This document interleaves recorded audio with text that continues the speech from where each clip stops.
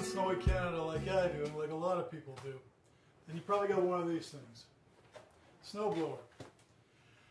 So, what do you do if when you go to use your snowblower, it doesn't want to turn, it doesn't want to throw snow? Maybe you got the same problem I got. Maybe you got a broken shear pin and your auger doesn't want to turn. It's pretty common. If you're like me, then the last time you used it, you broke the shear pin and said, it's not going to snow again, I'll fix it before it snows. But guess what? Today it's friggin' storming. It's storming and I got to fix that shear pin. Anyway, let's get down to fixing it. There's no reason you can't, and you don't have to take it into your dealer to get it done. A few simple tools and a few little skills and you can get it finished. That's the last thing that saves the transmission on your snowblower before it breaks. You can thank these guys for saving you a lot of money. Here's one that was in my snowblower. As you can see, it broke away. It did exactly what it was supposed to do. First of all, what you're going to want to do is make sure you cut off all power source to the motor. The last thing you want is this thing accidentally starting up, or somebody pushing the start button, and the impeller starts up and the auger starts up. Get ready in there. Yours may be different from mine. Mine's behind the cover, as you can see. Spark plug boot, pull it off, the spark plug, now you have no ignition. On this snowblower, I use shear pins.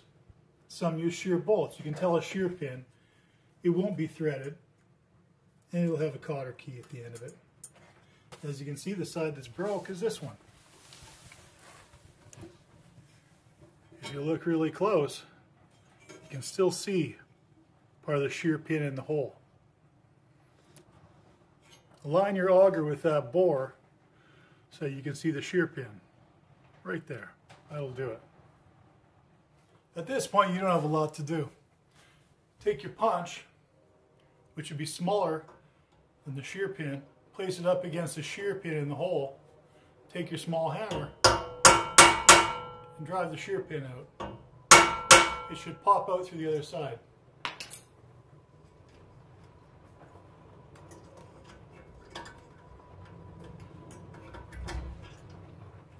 And there it is.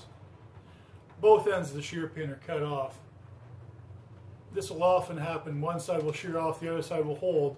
And as long as the item that's binding up the auger is still there, it'll shear the other side of the shear pin off as well. Take your new shear pin, insert it from the back side.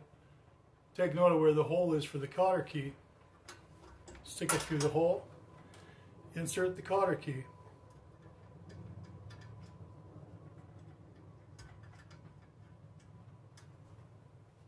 If it helps, grab another pair of pliers, hold the top of the cotter key, take one end of the cotter key, usually the longest end, and bend it over.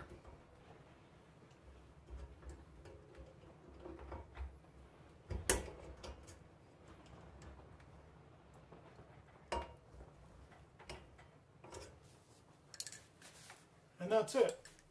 Once your cotter key is in, you're back in business.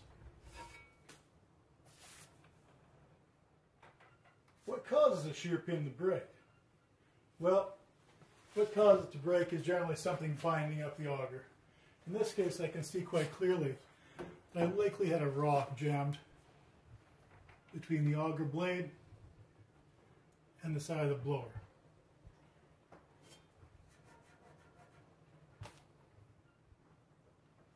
Why can't I just use a regular bolt? Why do I have to use a shear bolt or a shear pin? Well, that's really simple. If you use a regular bolt, what's going to happen next time you get something caught in your auger blades is instead of your shear bolt breaking or your shear pin breaking, something will break inside your transmission. So you tell me what's cheaper, a shear bolt or shear pin or a brand new transmission? If you're like me and you live out in snowy Canada, you probably got one of these things, a snowblower. You gotta go in.